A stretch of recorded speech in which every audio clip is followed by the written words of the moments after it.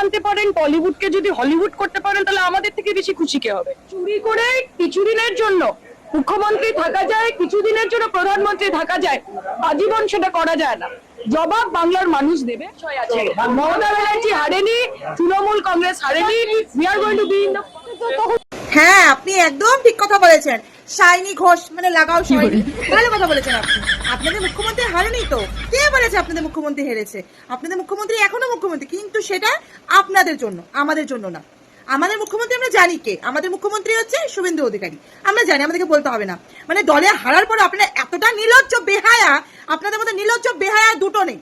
আপনারা হেরে গেছেন, তারপরেও আপনারা গদি ছাড়তে চাচ্ছেন কেন?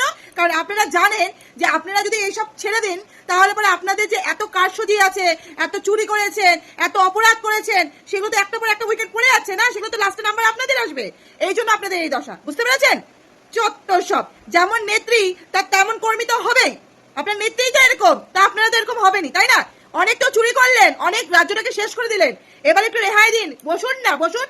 মুখটা দেখাচ্ছেন কি করে? লজ্জা লাগে না? কিছুদিন আগে না আপনি বলছিলেন যে না, আমাদের মুখ্যমন্ত্রী মমতা বন্দ্যোপাধ্যায় হয়ে গেছে, এবারে কেউ মমতা বন্দ্যোপাধ্যায়কে হারাতে পারবে না। তারপরে এই মুখটা আপনি দেখান কি করে? লজ্জা লাগে না আপনার? বেহায়া মহিলা।